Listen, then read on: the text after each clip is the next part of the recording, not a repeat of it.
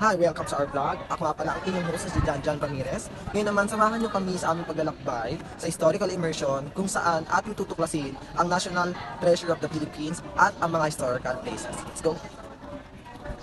Waco Park, originally named as Cementerio General de Dilao, is a recreational garden and was once Manila's municipal cemetery built by the Dominicans during the Spanish colonial period. Ang inner wall at outer wall. Ang inner wall ay pinaglilibingan ng may mga katungkulan sa simbahan o mga praile at kasama ng mga nakalibing dito ay ang mga may posisyon sa ating pamahalaan o mga mayayaman na tao. Outer wall, ito naman ay pinaglilibingan ng mga mahihirap, indio at walang katayuan sa buhay o normal na mamamayan lamang.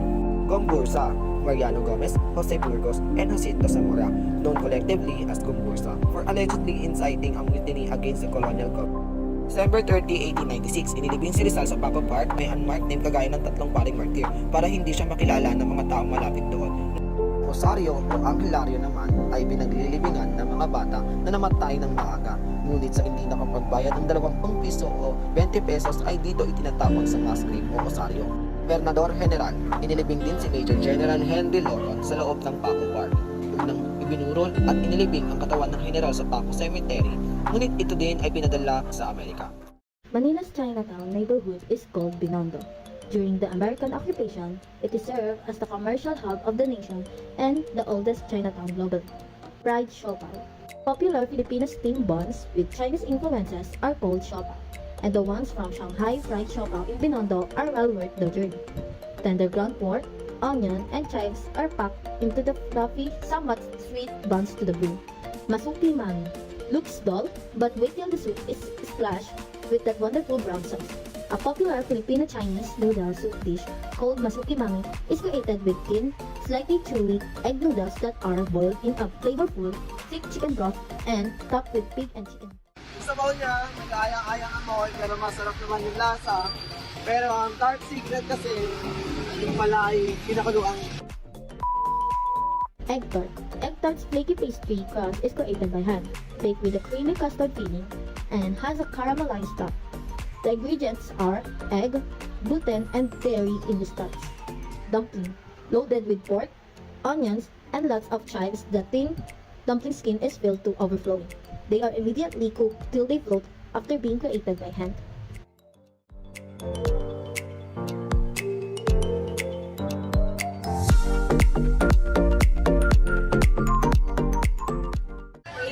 Thank you, sir! Ano to? Contribution po. Yan. Tingnan natin. Ooh! Rap. The National Museum of Anthropology is one of the 4 flagship museums of the National Museum of the Philippines. Antonio Toledo was the architect that came up with the design for the structure in 1940. According to records, over 10,000 artifacts and other items are housed in the National Museum of Anthropology. Kaya tara, tuklasin natin kung ano-ano nga ba ang laman ng National Museum of Anthropology. Locally called Fail or Bale, this traditional house is from Mayoyaw in northern Ifao. Mr. Juanito Lignachan Jr., foreman from Mayoyaw, estimates the house to have originally been built around the 1930s or 1940s, before it was reassembled in the courtyard of the museum. This was gifted by Petron Corporation in 1998, in time for the inauguration of the National Museum of Anthropology for the centennial celebration of the Declaration of the Philippine Independence. The manunggal jar from Palawan was used about 2,700 years ago to protect the remains of the dead. The manunggal jar stands as sociological evidence of a society with clear beliefs in both the existence of the soul and life after death, thousands of years before contact with organized religion. The Tabon Cave was discovered by Robert Fox and the National Museum team during their exploration of the limestone formation in the municipality of Quezon. The Tabon Skull Cup is a fragment among the remains found in Tabon Cave, which were declared as national cultural treasures. Doctrina Christiana was an early book of Roman Catholic Catechism written in 1593 by Fray Juan de Plasencia and is believed to be one of the earliest books printed in the Philippines. The title means Christian doctrine, and the primary goal of the book was to propagate Christian teaching across the Philippine archipelago. The National Fine Arts Collection is currently housed at the National Museum of Fine Arts. The National Museum of Fine Arts is home to 29 galleries and hallway exhibition composing of a significant number of paintings, sculptures, icons, sketches, mixed media, and photographs by Filipino visual artists. It includes important works of Philippine national artists from the 18th century to the late 21st century. Halika, tignan natin ang ganda ng gawa ng Pilipino. Bulacaña, hola Bulacaña.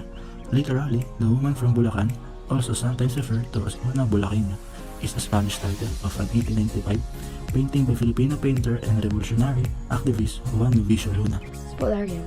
is a Latin word referring to the basement of the Roman Colosseum, where the fallen and dying gladiators are dumped and devoid of their worldly possession. Mother and child. Depictions of mother and child have featured on various artwork throughout history. Philippine national artist for painting Fernando Amorsolo created a vibrant and tranquil image of a mother and her child surrounded by lush foliage. Initially built as a simple parish made of nipa and bamboo in Manila in 1571, serves as the mother of all churches, cathedrals, and basilicas in the country. Manila Cathedral Basilica of the Philippines represents a life cycle revolving around its rich history of ruins, ravages, rising, and restorations. Palacio del Gobernador is a government building located in Intramuros, Manila, and was the former residence of the Governor-General during the Spanish colonization. The residence was destroyed in an earthquake in June 1863, and the current building in its current form was built in 1976.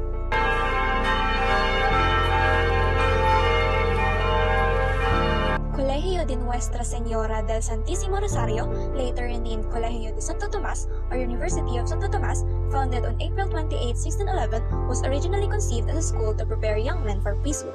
Casa Tomasina, a boarding house at Calle 6 Santo Tomas, behind the walls of Intramuros, is where Dr. Jose Portasio Rizal resided to avoid the inconvenience of traveling to and from the University of Santo Tomas every day. His landlord in the dormitory is his uncle Antonio Rivera, who had a daughter, Leonor, who became Jose's sweetheart. First known as Dieterio y Casa de Enseñanza, this school was established by Mother Paula de la Santísima Trinidad in Intramuros in the 1750s to educate the young Spanish-Filipino women. It was originally an all-girls school, not until early 2000s where it was converted to a co-ed educational institution. Fort Santiago is a historic citadel located in the heart of Intramuros, Manila. It served as military defense fortress during the Spanish colonial period and is now a popular tourist attraction and historical sites. Dungeon in Fort Santiago, located in Manila, Philippines, was a dark and oppressive place where prisoners were held captive during the Spanish colonial period. The dungeons serve as a hunting reminder of the hardship and injustice faced by those who resisted colonial rule. Luneta Park, being a 58-hectare park, is considered as one of the largest recreational parks in Asia, located in the northern part of Rojas Boulevard. Rizal Monument. Here lies the tomb of our country's national hero, Jose Rizal. The monument was designed by a Swiss sculptor named Richard Kisling, and it was unveiled in 1913. Rizal's execution site. Near where Rizal's monument stands is the place where he was executed. In the hallowed grounds at exactly 7:03 in the morning of December 30, 1896, Rizal was shot by an 8-man squad of Filipino riflemen from the 70th Infantry Regiment, the Magallanes of the Spanish colonial army. Chinese Garden. The Chinese Garden was built in 1966 to 1967. The garden is surrounded by irregularly shaped stones from Antipolo, trees, man-made lagoons, and gazebos. There is also a life-size monument of Confucius inside the garden that shows unique celebration of the essence of true Chinese culture, which aims to promote traditional and positive Confucian and Filipino values, as well as to honor all Japanese government. It was a donation from the Japanese government. The Japanese garden is one of the most beloved landscapes at Rizal Park, celebrating the beauty and wonder of nature through picturesque sceneries of trees, ornamental plants, stone lanterns, a lagoon, and Japanese-inspired bridges. Cartilla ng Katipunan, also known as the Primer of the Katipunan, is a revolutionary text written by Andres Bonifacio. The Cartilla outlines the principles, beliefs, and teachings of the Katipunan, a secret revolutionary society that played a crucial role in the fight for the Philippine independence. The Berlin Wall piece displayed at Cartilla ng Katipunan serves as a powerful symbol of the fight for freedom and unity against oppression. It represents the shared struggles of people seeking liberation from tyranny and division. Arroceros Park is a green oasis located in the heart of Manila, Philippines. It is known for its lush vegetation, diverse plant species, and serene atmosphere. The park serves as haven for city dwellers seeking a peaceful escape from hustle and bustle of urban life. The Manila Metropolitan Theater, otherwise known as MET, is a Philippine Art Deco structure wherein various performances such as plays, concerts, operas, and musicals were staged in monumental fashion. The Manila Central Post Office, often called the Post Office Building, is the main postal office of Manila, which also serves as the headquarters of the Philippines Postal Corporation. It also houses the main mail sorting distribution operation of the Philippines.